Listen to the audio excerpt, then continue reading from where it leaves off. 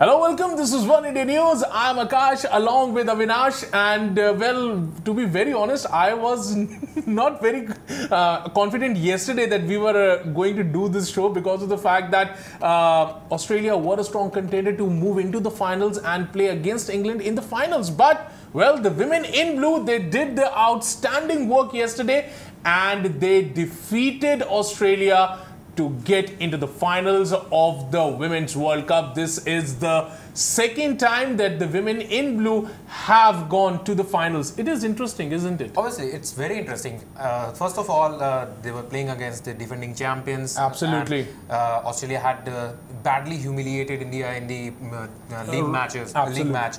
And coming from a defeat, though India had registered a convincing victory against New Zealand to storm into the semi-finals, but still Australia were the favourites in this match. Absolutely. But the way this entire Indian team performed against a side like Australia, it's commendable. I mean, it was perhaps one of the best women's matches I have ever seen. Absolutely. In fact, it was one of the best matches of the knockout stage for the entire Indian team, if we combine male as well as the female team. The more we talk about Harmanpreet Kaur, the less it is, because the way she single-handedly steered the Indian innings to a whopping 281 runs total. Absolutely. And it laid the foundation of an Indian victory. I mean, after this Indian innings were completed, we were quite confident that India is going to win this match. Absolutely. Despite the fact that Australia is a star-studded side, they have a big batting lineup. Right. And still,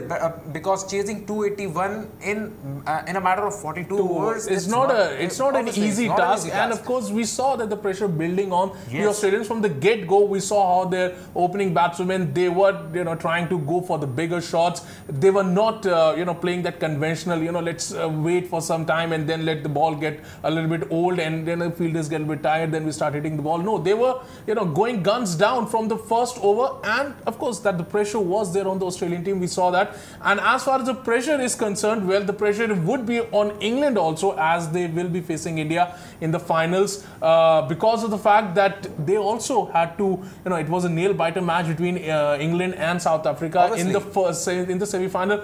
It came down to the last over, to the last ball. Second last ball. And it was such an tense match for the England. I mean, it wasn't that tense match.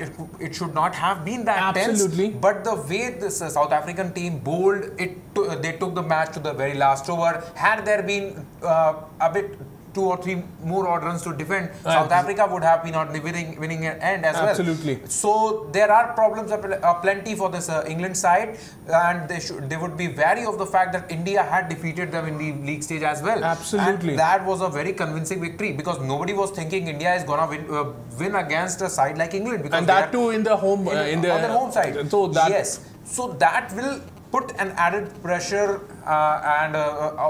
on this England side, and we hope that this Indian side, the way they performed in the last 2 matches, they just live up to that expectation. Absolutely. And if they play that brand of cricket, that kind of quality of cricket that they played in the last 2 matches, there's no stopping this team India. Absolutely. And what we have seen for the, especially from the women's team, we have seen this thing that in every match, there is always one batswoman that is actually coming out and perform. Be it Poonam Roth, be it Harmanpreet Kaur in the last match, be it the skipper Mithali Raj. There has been always somebody who has lived up to the expectations of the team. Unlike our men's team. I read Ayaz Memon's tweet last night. He said, Virat Kohli and company, you should learn some things from your female counterparts, especially from Harmanpreet Kaur. The way she performed and came out all guns blazing. She constructed her innings very well. She completed her 190 balls. Exactly. And then she switched on to top gear and exploded like anything. Absolutely. And in the next 25 odd deliveries, she scored 71 runs. Absolutely. And that was her inning was the major difference between Australia and India's decider. Absolutely. Yes. Despite the fact Australia batted very well, there were crucial contributions from Ellis Villani and Jake Ball. Right. But their contribution was didn't match up to the level or the expectations of their team. Right. And yes, the 71 runs knock after she scored the 100. I mean about Harmanpreet Kaur. Right. It made the difference. Absolutely. Those 71 runs were the difference maker between both of these teams. And of course, if you look at the margin by which India actually defeated it, it was around more than 80 runs. No, it was a 36 run win. But that 36 runs, had there not been a question of 71 more runs, absolutely, it would not have been tough for the Australian side, looking at the kind of batting attack they have. Absolutely. So full credit goes to this batswoman from Punjab. We all had expectations from her. We know that she's a very explosive kind of batsman, and she comes out all guns blazing against any kind of side, and she can decimate the opposition bowling attack, and that's what she did.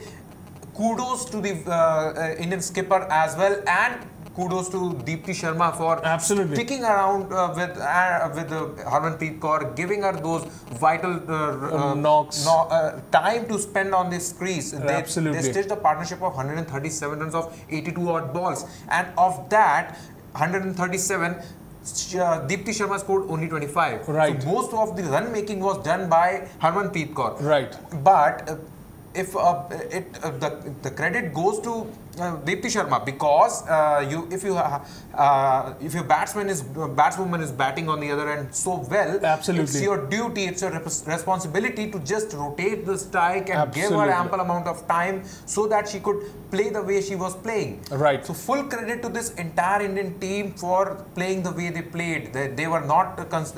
People were thinking that they would be underdogs against Australia, but they were not, and they've showed that this team can defeat any side on any given day. And of course, any given day, it would be a big day for India, as they will be facing England in the final of the ICC Women's World Cup, and it would be at the Lords. And when you picture this whole situation, it takes you back to 1983, when the immense team under the Kapil Dev's captaincy, they were there. It was at Lords. They were playing for the World Cup final.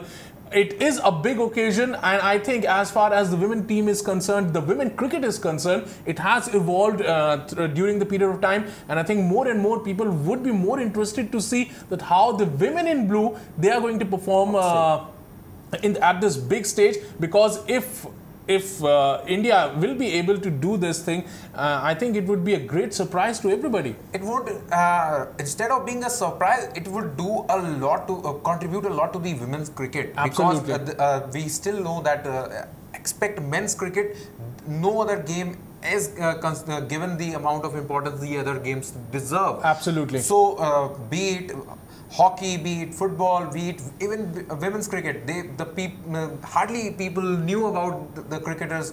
Absolutely. It was only after the way they performed, they kept on winning their winning momentum, right, defeating teams like England and New Zealand.